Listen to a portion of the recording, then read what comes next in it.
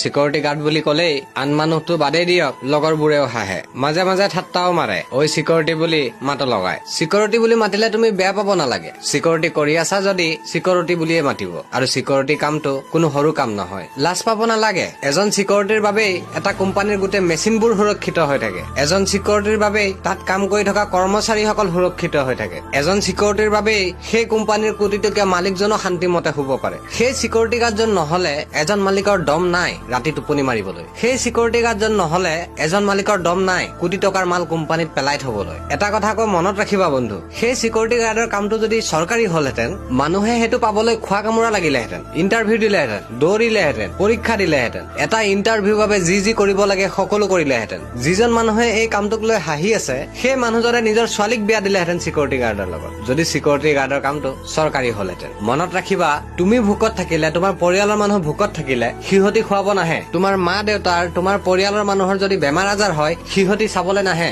সিহঁতি চিকিৎসাৰ পইচা নিদিয়ে। তোমাৰ ভোক লাগিলে তুমি নিজে খাব লাগিব। তোমাৰ পৰিয়ালৰ মানুহৰ বেমাৰ হলে তুমি নিজে চাব লাগিব। সেইবোৰ কাম যদি তুমি নিজে কৰা, তেতিয়াহলে আনৰ কথা শুনি নিজৰ কামটোক কিয় বেয়া বুলি ভাবিছা? মনত ৰাখিবা, সেইটো কাম কৰি তুমি খাই আছা, সেইটো কামে তোমাৰ পৰিয়াল পোহপালন দি আছে। যিটো কামে তোমাক খুৱাই আছে, যিটো কামে তোমাৰ পৰিয়ালক খুৱাই আছে, সেইটো কাম কেতিয়াও বেয়া হব নোৱাৰে। মনত ৰাখিবা। ভিডিঅ'টো ভাল লাগিলে এটা লাইক, এটা কমেন্ট কৰি থৈ যাবা। ধন্যবাদ।